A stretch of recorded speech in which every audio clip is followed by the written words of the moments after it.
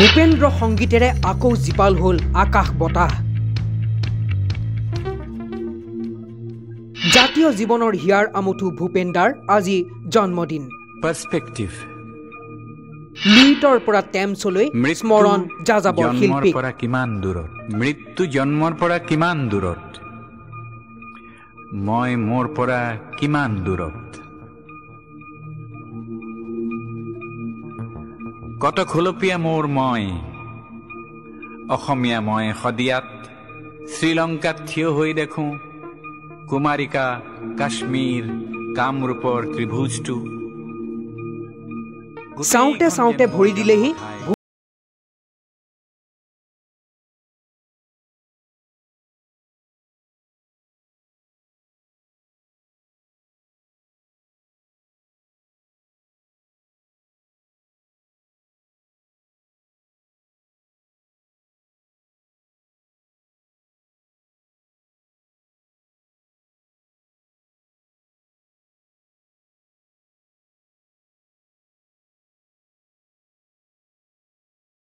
পুৰুধা Bharat Ratna doctor Bhupen Hazarika. মোৰ পাৰ্সপেক্টিভত মানুহ ইতিবাচক। অসম, ভাৰত, পৃথিৱী তিনি খোলপীয়া সত্তাৰ মাজত সংঘৰ্ষ। জাতীয় স্বাভিমান বহাগৰ দৰে জাতিটোৰ প্ৰাণ আমাৰ সুধাকণ্ঠ ভূপেন্দা। মই এটি যাযাবৰ, মই এটি যাযাবৰ, ধৰাৰ দিহিঙে দিপাঙে লৰণি বিচাৰি নিজা ঘৰ, মই এটি যাযাবৰ। যাৰ শব্দ কণ্ঠৰ যাদুকাঠিয়ে বিশ্বব্যাপী সম্প্ৰীতিৰ সাঁকো ৰচিছিল, যাৰ পাৰ্সপেক্টিভত একাকাৰ হৈছিল অসম ভাৰত বিশ্ব, সেই সুধাকণ্ঠৰ যেন বাৰে বাৰে জন্মহে হয়। মৃত্যুৰ সীমাসীনা সহজ নহয়।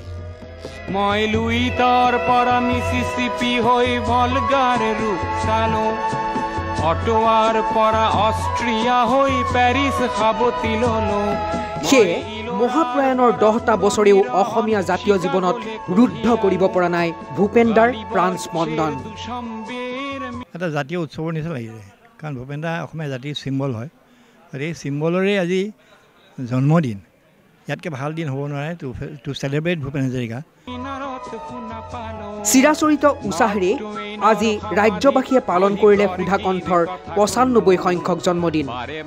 1926 চনৰ 8 ছেপ্টেম্বৰত শদিয়াত জন্মগ্ৰহণ কৰি অসম ভাৰত বিশ্ব সাঙুৰি যুগে যুগে বন্দিত হৈ পৰা সুধাকণ্ঠ ভূপেন্দাক আজি উপজা দিনত স্মৰণ কৰিলে লুইটৰ পৰা টেমছলৈ বিশ্বব্যাপী প্ৰবাহিত জনস্ৰোতে।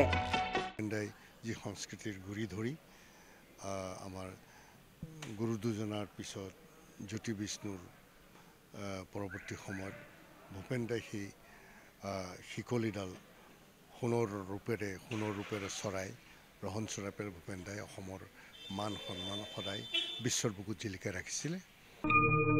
শ্ৰীলংকাত থিয় হৈ দেখোঁ 95 বৰ্ষীয় হোৱাৰ লগে লগে এতিয়া সমাগত সুধাকণ্ঠৰ জন্ম শতবৰ্ষ। পদ্মশ্ৰী, পদ্মভূষণ, পদ্মবিভূষণ, দাদা চাহেব ফাল্কেৰ পৰা ভাৰত ৰত্নলৈ দেশৰ সকলো সন্মানেৰে সন্মানিত সত্যজিৎ ৰায়ৰ পাছতে দ্বিতীয়জন ভাৰতীয় আমাৰ ভূপেন্দাৰ জন্ম শতবাৰ্ষিকীৰ মহা আয়োজনেৰে অসমীয়াৰ স্বাভিমান বিশ্বৰ শিখৰত জিলিকোৱাৰ বাবে এতিয়াৰ পৰাই প্ৰস্তুত হ'বৰ হ'ল প্ৰতিগৰাকী অসমীয়া তথা অসম প্ৰাণ হৃদয়। অসম, ভাৰত, পৃথিৱী তিনি খোলপীয়া সত্তাৰ মাজত সংঘৰ্ষ। ক'ত সংঘৰ্ষ? কিহৰ সংঘৰ্ষ? আজি 95 সংখ্যক জন্ম জয়ন্তীৰ দিনা এনি ভাৰত পৰিয়ালেও ভাৰত ৰত্ন সুধাকণ্ঠৰ প্ৰতি যাচিছো সশ্ৰদ্ধ প্ৰণিপাত। এটা বেলুন হৈ উৰি গ'ল মোৰ আঙুলিৰ পৰা, পৃথিৱীখন এটা বেলুন হৈ উৰি গ'ল মোৰ আঙুলিৰ পৰা।